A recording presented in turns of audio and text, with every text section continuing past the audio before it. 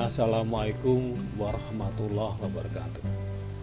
Alhamdulillah kita semua selalu dalam lindungan Allah Subhanahu wa taala sehingga selalu dalam kondisi sehat walafiat. Mudah-mudahan COVID-19 segera hilang dari negara kita. Amin. Pada kesempatan kita kali ini kami akan sampaikan materi proyeksi ortogonal.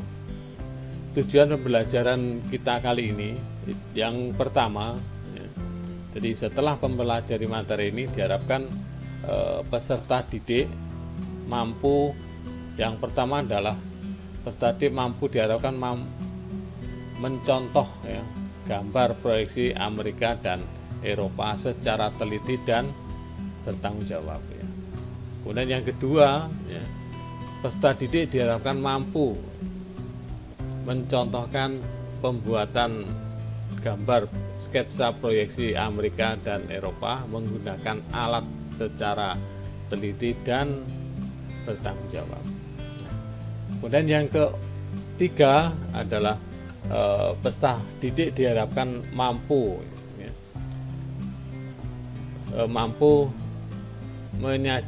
menyajikan pembuatan gambar proyeksi Amerika dan Eropa secara teliti dan bertanggung jawab. Itu beberapa yang harus kita pahami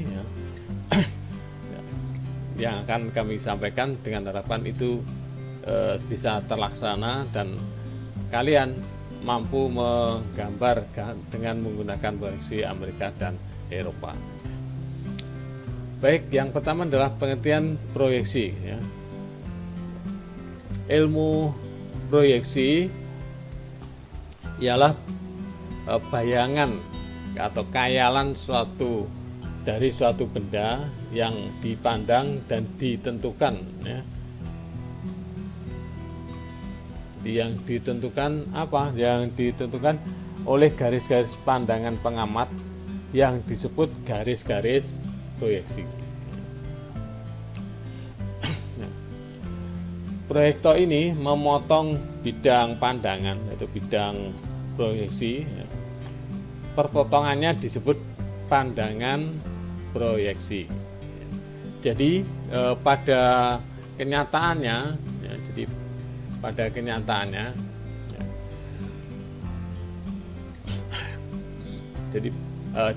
kenyataannya bayangan atau khayalan itu merupakan gambar. Jadi menunjukkan bentuk benda yang dipandang oleh pengamatnya. Kalau kita akan membuat benda menurut gambar, kita harus membuat khayalan yang tepat dari benda yang akan kita buat itu.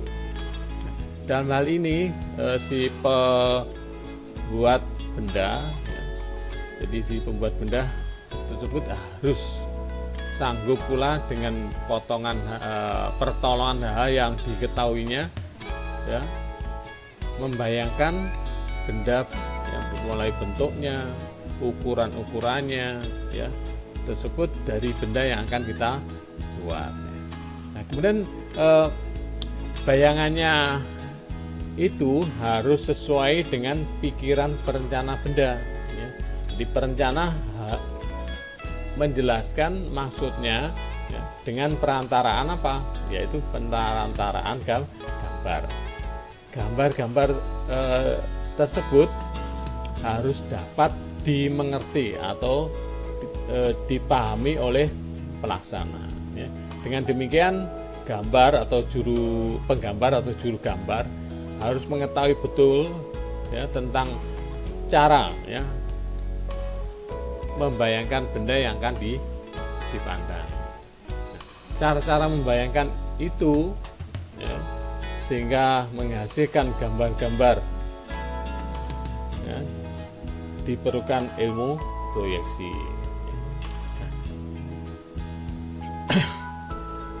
Jadi ilmu proyeksi itu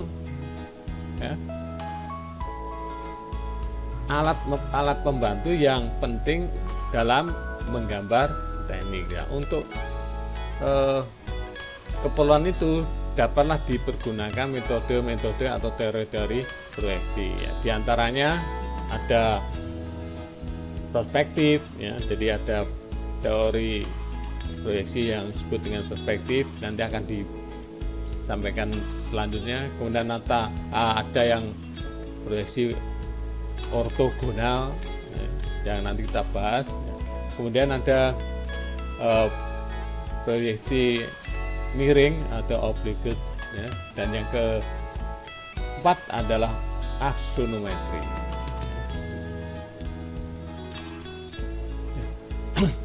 Ada 4 ya. Kemudian ada 4 cara menggambar dengan proyeksi menggunakan teori proyeksi. Jadi ini kalau kita lihat jadi yang kita maksud, ya, itu ada 4 tadi, ya, itu bisa kita amati. Ini yang pertama adalah yang A itu adalah proyeksi ortogonal, ya, jadi nanti yang kita akan bahas, ya. Kemudian yang B itu adalah proyeksi aksonometri, ya. Kemudian yang C ada proyeksi miring, ya. Kemudian yang keempat yang pojok bawah itu ada perspektif. Jadi bisa kita jelaskan, jadi kalau misalkan P itu sama dengan pengamat, kemudian H itu adalah horizontal, ya. Kemudian yang D adalah bidang proyeksi. Garis pandangan pengamat yang tak terhingga itu yang A. Jadi yang A ya silahkan dicermati. Kemudian yang B jadi garis pandangan pengamat yang tak terhingga, ya, karena jadi kayak kita melihat rel itu semakin jauh kelihatannya semakin ketemu, ya. Kemudian yang C adalah garis pandangan pengamat yang tak terhingga itu. Kemudian yang D pengamat pada jarak tertentu dari benda. Silahkan dicermati, ya, dan itu bisa kita sampaikan nanti. Oke, silahkan. Yang berikutnya ada proyeksi perspektif, ya. Jadi proyeksi perspektif, dasar dari teori perspektif, proyektornya adalah tidak sejajar melainkan dipusatkan pada satu titik, ya. Jadi saya ulangi bahwa dasar teori perspektif, proyektornya adalah tidak sejajar tapi melainkan dipusatkan pada satu titik, ya. Titik tersebut ialah mata pengamat, jadi mata kita lah kalau kita akan menggambar gitu. Nah, kemudian proyeksinya tidak menunjukkan bentuk dan dimensi yang sebenarnya dari benda yang dipandang. Nah, itulah yang disebut dengan proyeksi perspektif. Bisa kita cermati, ya. Jadi di gambar berikut, jadi ini ada bidang proyeksi, ya, kemudian itu ada tampak benda, seakan-akan kita bayangkan, ya. Kemudian itu kalau bidang atau benda, dan itu ada bidang proyeksinya, ya. Jadi bisa kita lihat, ya. Jadi proyeksi perspektif dari suatu benda, kemudian yang sebelah itu adalah proyeksi perspektif dari suatu bidang data, ya. Itu adalah contoh daripada proyeksi perspektif.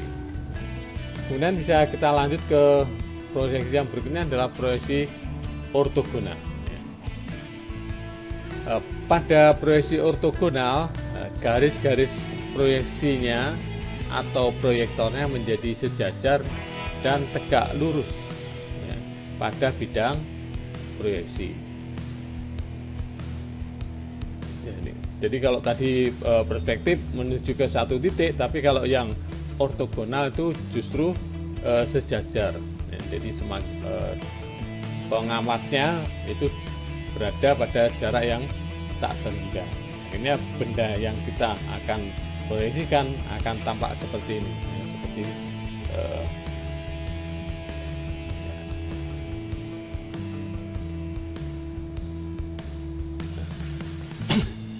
jadi kalau kita lihat seperti itu. Bagaimana kalau itu misalkan benda, ya, kalau misalkan yang kita proyeksikan berupa benda, maka bisa kita lihat seperti ini, ya.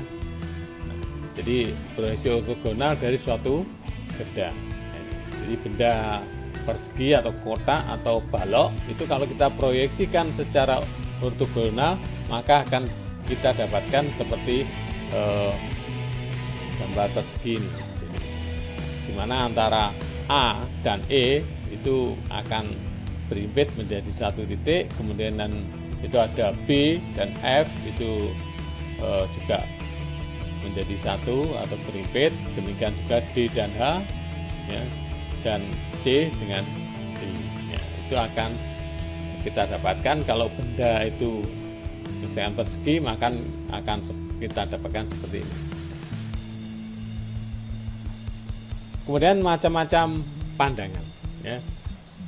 Jadi macam-macam pandangan. Untuk memberikan informasi lengkap suatu benda 3 dimensi dengan gambar proyeksi ortogonal, biasanya diperlukan lebih dari satu bidang proyeksi. Ya, yang pertama, gambar proyeksi pada bidang proyeksi dengan di depan benda disebut dengan pandangan depan. Kemudian yang B, misalnya gambar proyeksi pada bidang proyeksi di atas benda disebut dengan pandangan atas, ya. Kemudian gambar proyeksi pada bidang proyeksi pada sebelah kanan benda, ya, disebut dengan pandangan samping kanan, dan seterusnya. Dan biasanya cukup dengan 3 pandangan ini yang bisa kita gunakan untuk menggambarkan, ya, keadaan benda yang sebenarnya.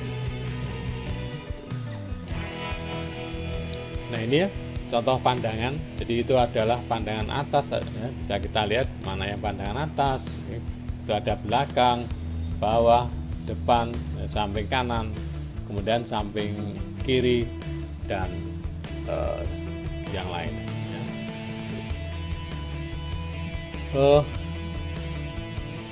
Kemudian bidang-bidang proyeksi, ya, ada yang kalau di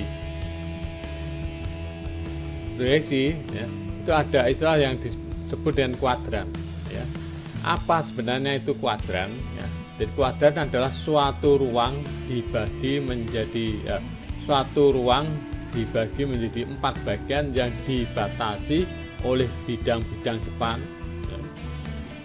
Biasanya disebut D, kemudian ada bidang vertikal, ada D, kemudian V, dan kemudian ada bidang horizontal. Kemudian karena itu dibagi menjadi beberapa bagian, maka ada yang disebut dengan kuadran 1. Kuadran 1 di atas, kuadran 1 yang dimaksud adalah ruang di atas bidang H, jadi di atas bidang horizontal, dan di depan bidang D. Bidang D dimaksud adalah bidang di depan, ya, dan di samping kanan, ya, bidang B, ya. Kemudian ada kuadran yang berikutnya adalah kuadran kedua, ya. Kuadran kedua adalah ruang yang berada di atas bidang H horizontal, di depan, ya, bidang D, dan di sebelah kiri bidang V. Itu disebut dengan bidang apa tadi? Bidang atau kuadran kedua. Kemudian ada kuadran yang ketiga, ya. Kuadran yang ketiga adalah ruang di sebelah kiri bidang V, ya. Kemudian di bawah bidang H, dan di depan bidang D. Kemudian yang keempat itu adalah bidang kuadran ke apa? Kuadran keempat. Ruang yang dimaksud ruang kuadran keempat adalah ruang yang berada di bawah bidang H, di bawah bidang H dan di bawah bidang D, dan di sebelah kanan bidang V. Jadi keempat bidang tersebut kalau kita tunjukkan dalam gambar, ya, maka akan bisa kita lihat seperti ini. Ya. Jadi ini ada bidang kuadran 1, 2, 3, dan 4 bisa kita tunjukkan di gambar itu.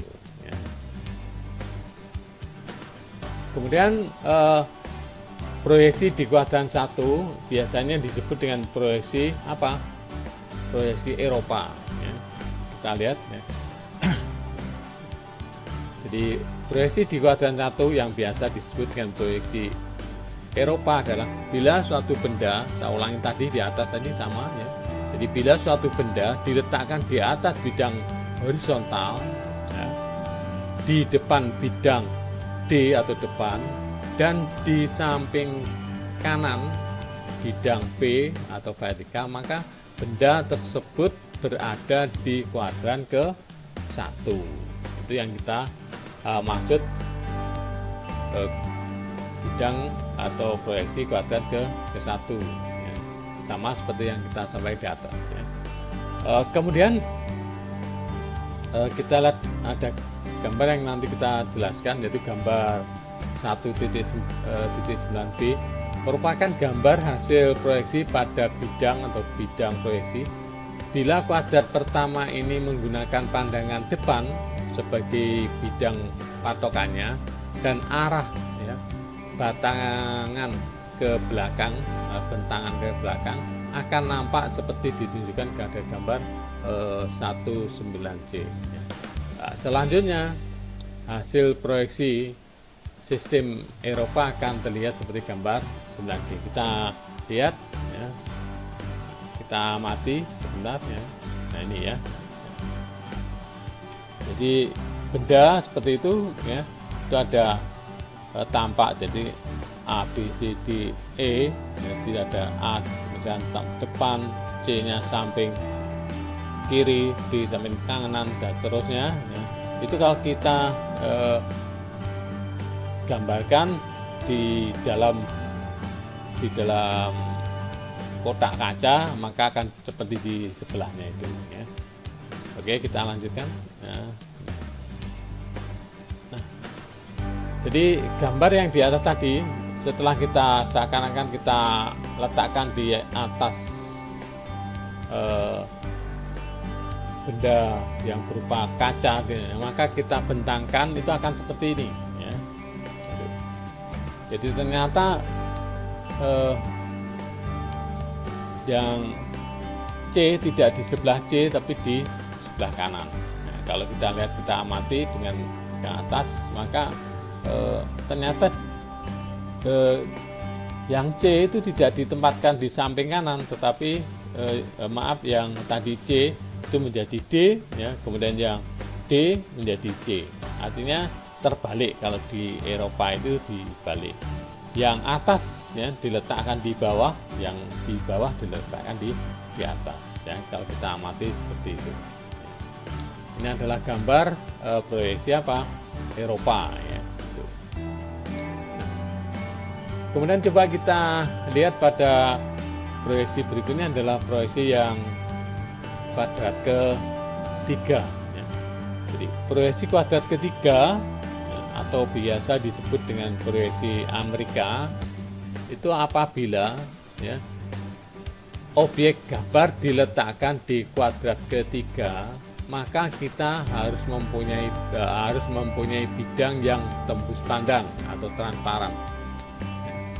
Sebab objek benda akan nampak berada di belakang dinding, ya, nama bidang atau bidang proyeksi.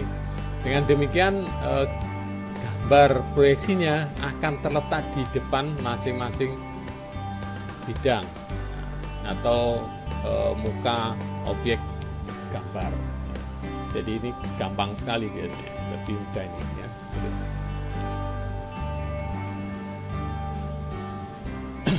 Nah, ini kalau kita tunjukkan ya, jadi sama seperti yang di atas tadi ya. Jadi kalau di C ya C tadi, yang A ya di A ya. Jadi kalau kita amati, coba kita amati, maka akan kita dapatkan keadaan yang berbeda, menjadi kebalikannya ya. Jadi proyeksi Amerika. Oke, saya harapkan itu yang dipahami. Kemudian untuk membedakan mana yang Amerika, mana yang proyeksi Eropa ya, kita harus tahu, kita harus paham.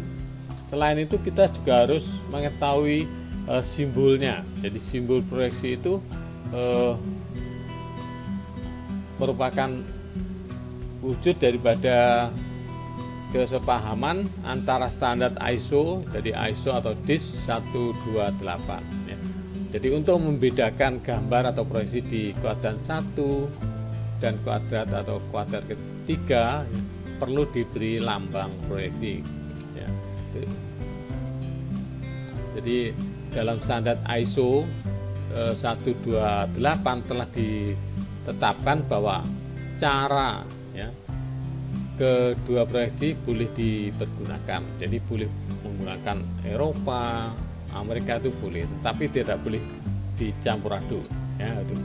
Nah, sedangkan untuk keseragaman ISO ya, gambar sebaiknya digambar menurut proyeksi sudut pertama kuadran 1 atau kita kenal sebagai proyeksi Eropa. Oke. Nah, jadi kalau kita lihat lambangnya adalah seperti ini.